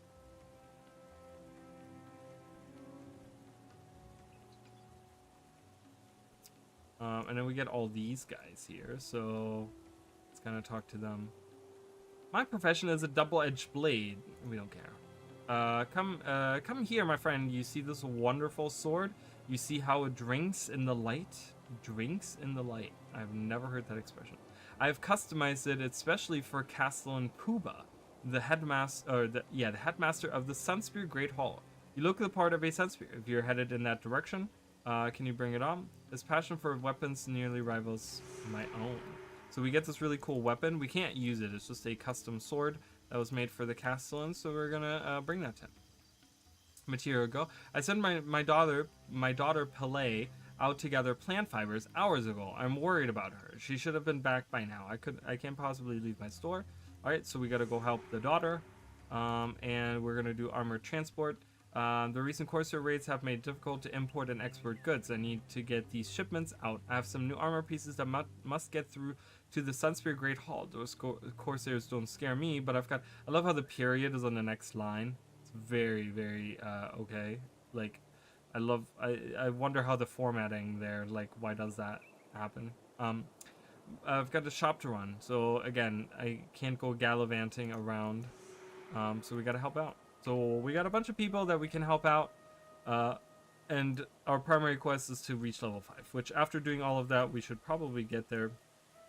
And there's a first spear David that we just talked to earlier. There's another person here, one of the Junlei agents.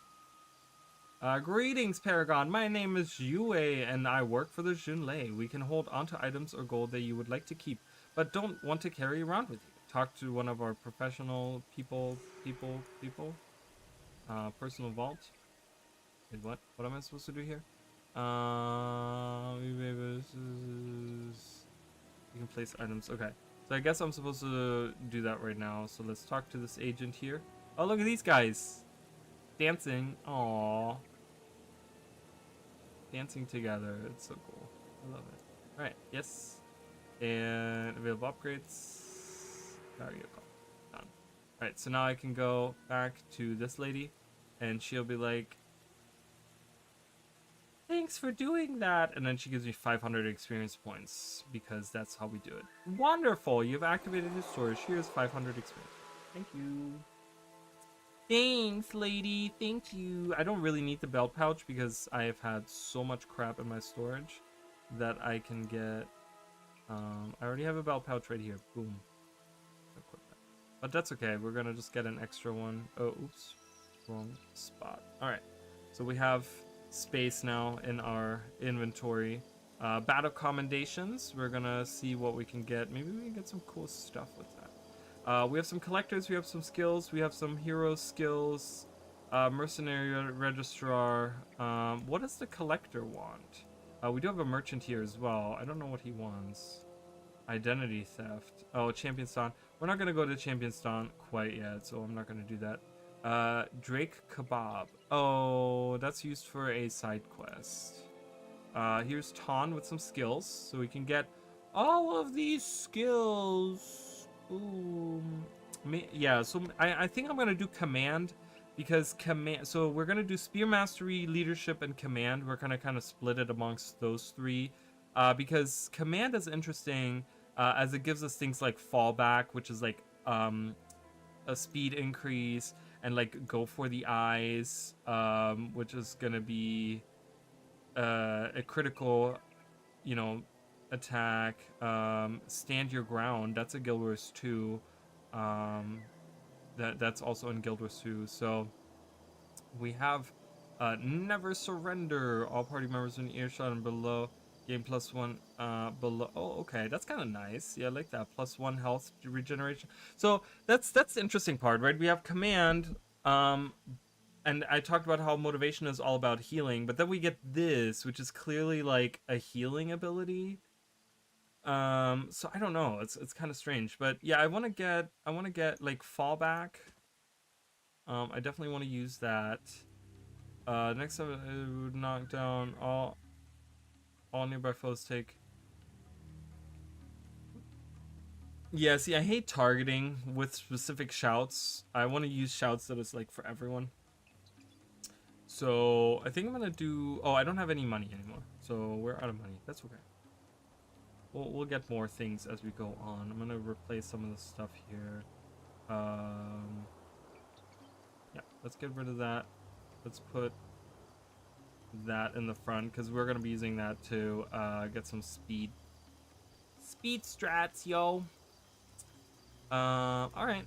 I'm gonna kick out Sogalon. He's a motivation. We don't really, nice of him to be here. So we've talked to. Here's Kina. Hello. Never get the Rosemary. Okay. So does he say the same thing that he did before? Yep. Okay. And then Kim or Kim, whatever. I have it rough. Okay. So we have Herda here. She's really cool. I love her. She's an Earth henchman. Always love Earth elementalist, and I mean, look at her. She looks freaking amazing. So I joined the Sun Spirits instead of the City Guard. What did I know? I figured easy days, nights of uninterrupted sleep. The Sun Spirits had it all. I thought Istan more likely to face criminals than invasions. I thought Istan more likely to face criminals than. Yes, I was wrong. Okay. She's hating her life. And then we have a dervish here, which, for those of you that didn't play Guild Wars 1 as well, so these are like two of the professions that are very specific to like Guild Wars 1 and specific Nightfall. So we have the Paragon, which is the shout using spiel and shield wielding warrior type thing, right? Like that we're playing. But then we also have the dervish, which is like this mystical warrior that has uses a scythe in battle, and they channel like earth and wind prayers, and they can kind of like channel the 5 gods and stuff. We've seen Warden, what is it, Amala? Is it Amala? In the domain of Istan and Guild Wars 2. That's probably your prime example of a dervish. But yeah, so we have this guy here. His name is Garaz. Jaraz? I don't know how to pronounce that. Do you hear the wind singing against the blade of my scythe? Do you know why the wind sings? It sings because it remembers who we were and knows who we will be. It sees me in my childhood by the Istani Sea. It remembers me on the day of my death in Vabi. How do I know these things? Since the day I watched Cormyr born, I have learned to listen. So he's older than Cormyr. He watched Cormyr's birth, I guess. The way he words that last sentence is really strange. But he knows that he's gonna die in Vabi. So they're like these mystical, like they're kind of connected to like the mists. There's like this weird, not sightseeing, like clairvoyance, I guess. There's a little bit of that, right? But yeah, so they're like these weird mystical like warriors, and we're gonna take one of these guys with us. We're gonna take this guy with us.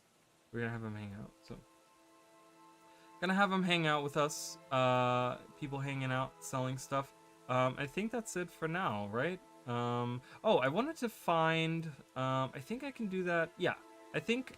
So I was talking about the battle commendations. I think we can turn those in when we go to the Great Hall, which is right up here. So we're kind of walking there anyways. So we're doing all of this stuff. We're gonna do all these side quests. I'm gonna kind of have to see where they all take place as we go out into the plains of Jaren here. Okay, so we have Dengo right here, which is the armored transport. Then we have the plant girl, which is over to the side. Need more stuff. Oh, I gotta find juvenile termite legs. How many? 1? Some. 2. It says 2. And then we gotta go to the sunsphere. Okay. So, armored transport. I think I'm gonna do the material girl first. I don't know. Maybe? I can probably start. No. I'm gonna do the material girl first, because what happens with Dengo is he's gonna start moving to the Great Hall over there, and he's gonna get attacked by Corsairs, and we have to defend him. If he dies, we fail, and then I gotta redo it all. So I'm gonna do the girl first. We're gonna catch up with her, and then come back to Dengo, and then that's how we're gonna do. All right. So we do have this guy here. Sunspear Scouts. Do you have any bounty to offer? So we actually get a plant bounty. So anytime we kill a plant. Jesus. you earn 1 Sun Spear promotion point, and you gain double experience points from every plant that you kill. So we have an Iboga right here. So we can run faster this way, and then I can use my Anthem of Flame. Boom, and we're just making short work of these guys. We have plenty of inventory space, so I'm not worried about my inventory at all. I hope you guys are having a good time. I hope you guys are enjoying this. Kind of a look of our spear-wielding class. Look at that burning, like just eating away at those plants. Oh, there was another Iboga there, but that's okay. There's Pele. Pele? Palai? I don't know how to pronounce that, but that is A-okay. I still gotta learn some of this class a little bit, but I'm not super happy with the skills that we have right now, but that's okay. There's Killer Ibogas, which is going to be part of this quest that we have to do, because I think she's going to ask us to kill these for something specific. Remember Sune Stormbringer? I talked about this during the Istani, Domain of Istan comparison stream or whatever. Which is a bounty in Guild Wars 2. So we have a little bounty. So we have this jacaranda that has survived over 250 years and is now in plaguing the lands of the Domain of Istan in Guild Wars 2, and we have to kill it as a bounty. Kind of cool. I like the callback. Fun little thing there. I guess I could summon my imp. As always, we have a little imp that we can hang out with. I'm gonna collect everything. I want to make as much money as I can. I always do.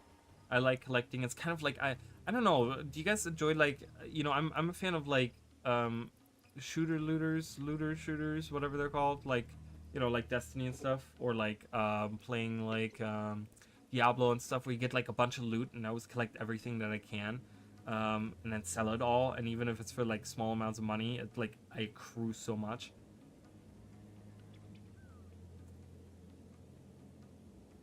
Big fan. Hello, I'm helping my father. I can't believe this. I know he means well, but my father worries about me too much. I'm almost 18, but I think I'm helpless. I've been farming plant fibers out here for years, but for some reason these plants are getting stronger and tougher recently. Could you help me by killing a few?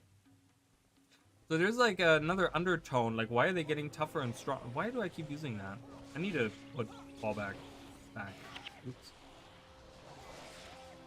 I just need to use that, like, I just need to use it like when I'm running around. I need to learn to do that. Oh, that's not one of the ones that I need to kill. I think so. Oh, I have to just, they don't drop anything. I have to kill 10 of them just randomly. She doesn't even follow me. And I'm not even collecting any of these fibers, but he just needs me to kill them. So there's this weird undertone about how, like, the plants are getting stronger.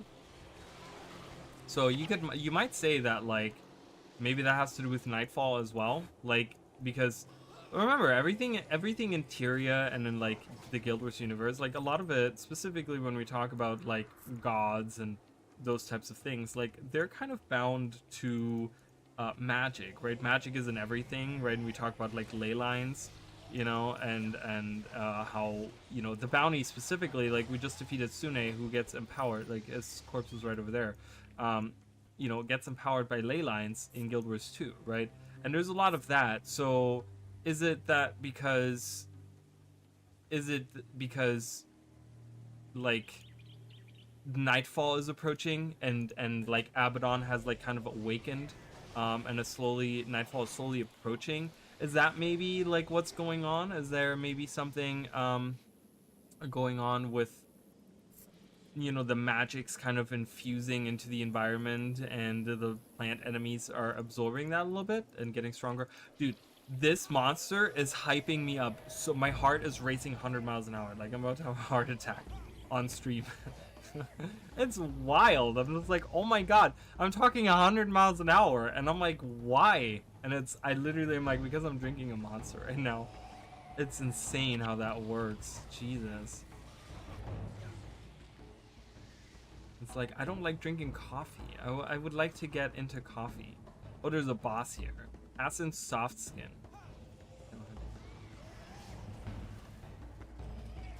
I need to learn to use fallback. I'm always used to having a character that uses fallback. Why can't I? Oh, not enough adrenaline. Great.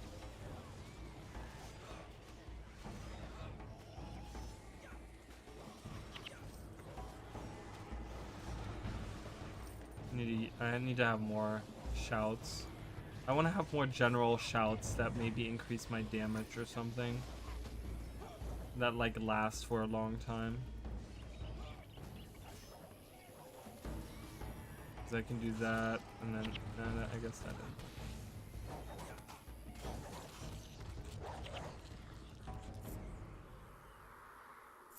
We're gonna get a lot of skills. I'm gonna kind of switch it up as I go, and we're gonna try to find something interesting.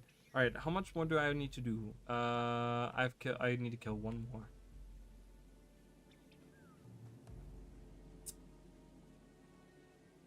All right, let's kill uno más. Well, there's two, but that's okay. And I'm still not using fallback. I'm not used to being the one that actually uses the speed strats. Speed strats. I want to kill these guys. I need to kill these guys for the legs. Need more stuff, right? That's the one. Yeah, I need 2 of the legs. So, yeah, well, that's not a leg. I need a leg, bro. Give me some legs, dude.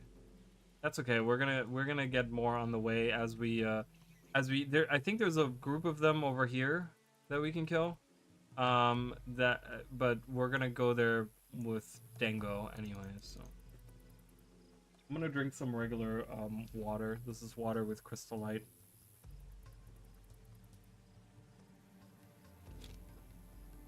Gonna help balance out. It's like I'm done with that monster. I'm helping my father. Yeah, we already know. All right, cool. Done. Done and done.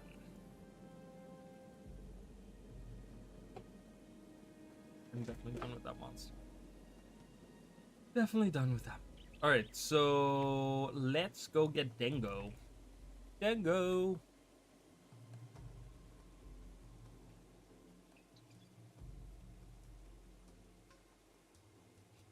But yeah, I love the savannah feel. We always talk about like the trees and stuff. It's like you don't see those at all in Guild Wars 2, but it's just like the music and the feel is like really nice. So we kind of talked about Sunspear promotion points, right? So this is going to become a big part of I have a bunch of titles just based. These are account based ones, but we have the Sunspear title track, right? So right now we don't have a title. It says right there, no title earned. Once we get 50 points, we're going to become a sergeant. Okay. And that's going to become kind of play into the whole story because we have to become these leaders. And the idea is that we have to like gain reputation with the Sunspears in order to get more. What do you collect? Sentient root collector. All right, let's see what I have 1 sentient root somewhere. Don't I? Yeah, right there. Right there. Ooh, I can get salvage kits and stuff. All right, whatever. There's the chef Hatundo. That quest is kind of stupid. I'm not gonna do it. That deals with like getting that Drake kebab that we just saw earlier. You have to go around and like collect these like food items. It's kind of silly and weird, and I don't think that's very important. But Mehenu, who is the person who gave us the quest, but she can be sweet. Send you. I guess you must be tougher than you look. All right, so Dango here. We have to escort him. He's he looks like a Istani noble actually. The way that he's dressed. He looks like an Istani noble. He does not look like a regular person. But anyways, we're gonna on our way to there are Sunspears actually patrolling the area. He's out of breath. Did you see that? He had to like catch his breath. But there's actually like Istani people and Sunspears walking around. They're kind of patrolling the area. But Corsairs will appear. They usually do not appear in this area. But because of this quest, they will just pop up and attack us. Oh, I didn't even notice he started running. I didn't even notice shit. We're coming after you. Ooh, Crocodile is winning right now. Okay. Watch out, here come those wretched Corsairs. Aha, look at that. We're ready for you.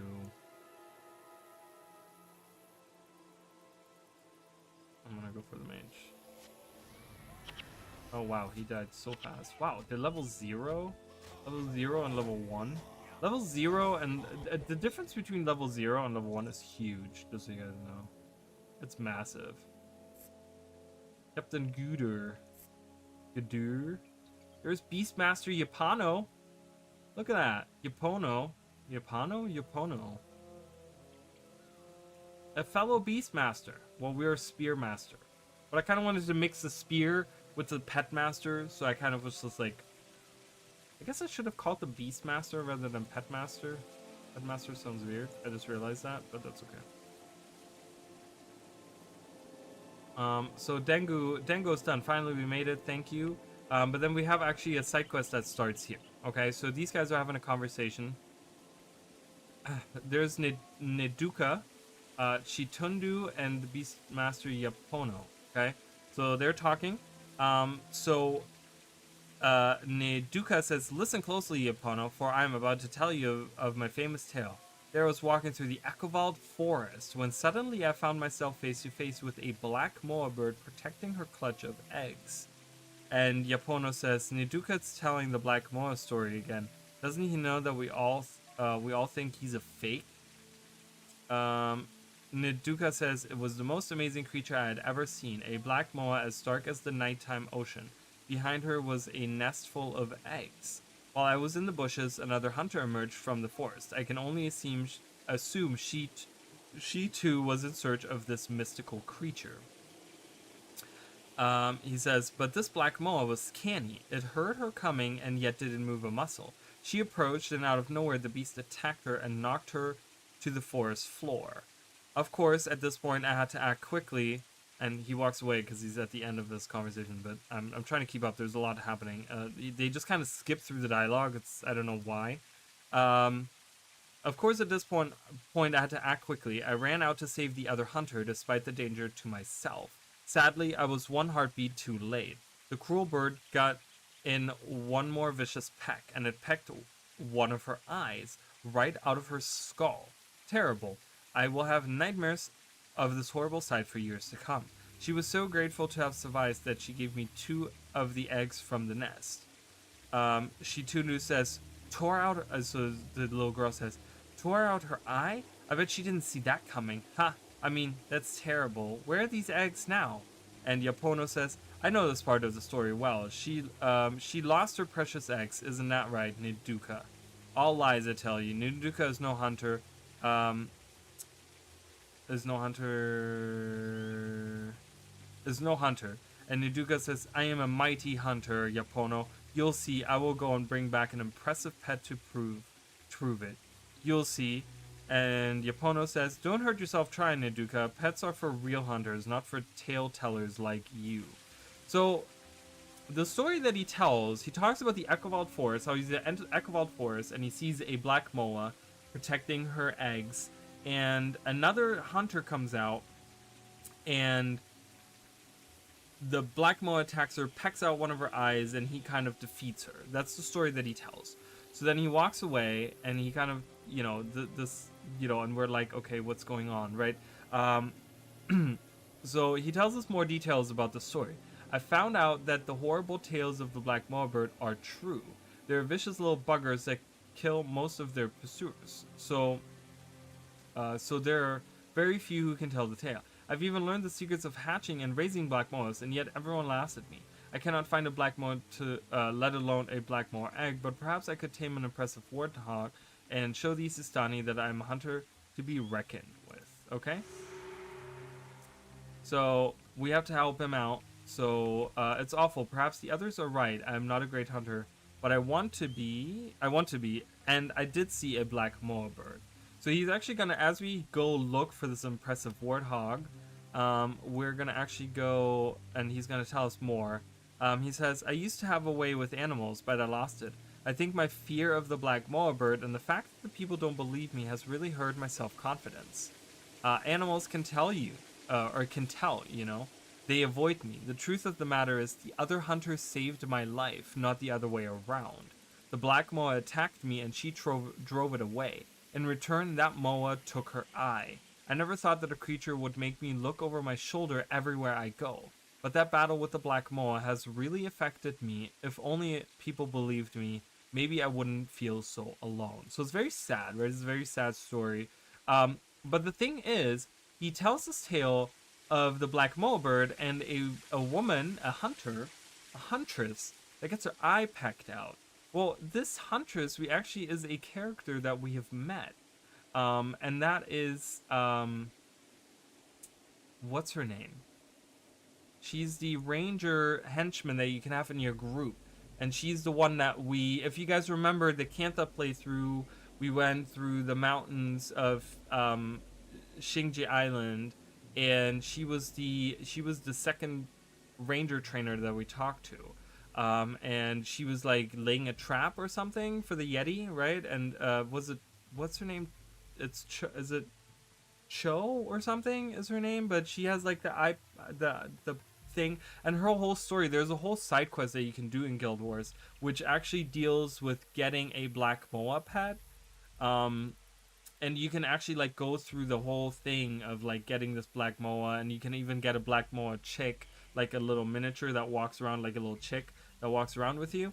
And yeah, so this is kind of like, it kind of goes into that whole story, into her story of being this hunter in the Echowald Forest, because she is actually from Cantha, and we went to the Echowald Forest, and that is actually a true story. This really did happen. And it connects like, it's like this connecting dot with like this other world, right? Because imagine, back in like, 2006 or 7 when this came out, right? Like, the thing is that, you might have bought Nightfall at the time, but you might have not played in Cantha long enough, or you might have never met this other character. But he talks about this character, and then we later hear the story, right? So there's like these connecting dots between the different campaigns, and it's really cool. So here we can get another bounty. So this time it's for insects. So any insect that we kill, we get double experience points, and we earn. That's kind of why I came back here, because I realized we were facing a lot of insects now, and I would like to get all those points. So, all right, and we gotta get the juvenile termites. I guess only the juvenile termites drop the juvenile termite legs. So not that guy, but I guess this guy. I don't know. People are probably screaming at their monitor that I'm not using my fallback skill, but that is a-okay. Ooh, we get a spear. Finally, we get a new weapon. So how is this different? So this is oh, hello. Oh, he's strong. He's at level 7. Wow, we got a lot of experience points for killing him. Holy crap. But it's a 5 to 7. So that's way better than what we already have. So we get a new spear here. Let's kill this whole group. Let's kill this whole group. Why not?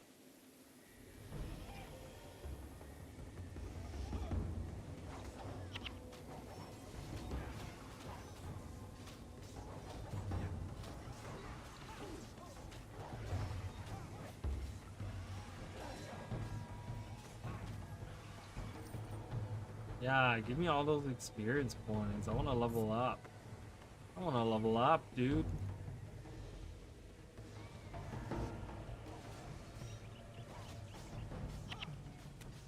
I'm gonna like focus on the burning part, I think. I'm gonna heal myself. These bladed termites are strong. I think they're part of the I think they only spawn during the quest with Neduka. I think is how that is. So ooh, but there's a praying lance. Ooh, a sun and moon shield. Wonder what that looks like. See, we can wield shields. So we have a sun and moon shield here, guys. I don't know. I think this is a warrior shield, but it doesn't matter because there's no requirements on it. So we're actually gonna hang out with this shield. We can use a shield, and we actually get some points. So we're gonna do that. Let's kill that juvenile bladed termite. So we don't just have to wield a spear. We can actually get some shield action, which will give us some armor, some defensive capabilities. Ooh, a mandragore. Many mandragore. A mandragore carapace. All right. So there's the Sunspear Great Hall. Looks really cool. Okay. I'm like, what is happening? Why are we all like all over the place? Kill them! The more enemies we kill right now, the better we are off. Because like I said, so oh, Koss just leveled up. Nice. Koss has we haven't really dealt in my playthroughs as of the recent playthroughs I've been doing with all the pets and stuff.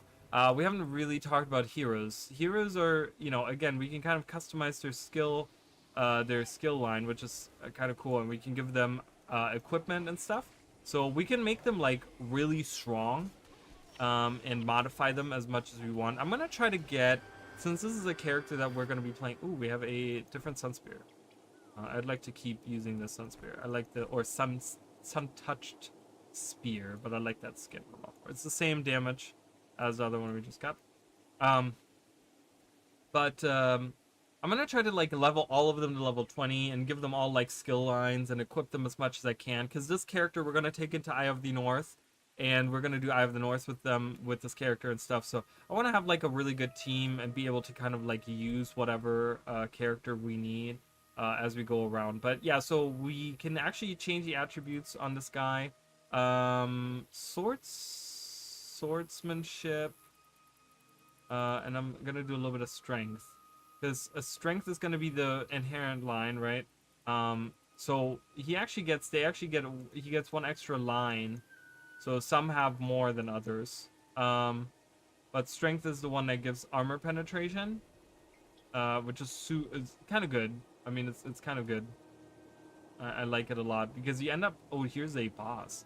You end up doing a lot of damage with this, like warriors can do a lot of damage. I think people really underestimate the thing. So there's this like misnomer in the Guild Wars community, and I don't know if this is still the case now, but a lot of people, so we talk about this, so endgame stuff, hard mode, right? So we have, this is normal mode. When you get to level 20, you can start selecting hard mode, okay, which means that enemies become much stronger, they're much higher level, and I think for the longest time there was this misnomer that you wanted to use for endgame hard mode content, you want to use classes that do armor ignoring damage. So specifically, like, Mesmers are really good because they use armor ignoring damage. And for a long time, there was this whole thing where people wouldn't use any of the, it looks like a strong shield, doesn't it? It looks really cool. I love the whole sun and moon design, because do you see the like opposing, like, so the moon on here is actually the orange part and the sun is the blue part in the middle, where you would think maybe the sun is the red part or the orange part, and then the moon would be the blue part, but they kind of have it like opposite. So I really like this design of the shield. It's really cool. But you know, so it was weird because for a long time, and I remember like even back in the day when I tried to like play like a little bit of endgame content in Guild Wars 1, a lot of people would just talk about like, yeah, you don't want to use anything with side mesmers, like any at all, because they do armor ignoring damage, and that's like the best ever, right? Because the idea was for a long time, and I could be wrong on this, but from what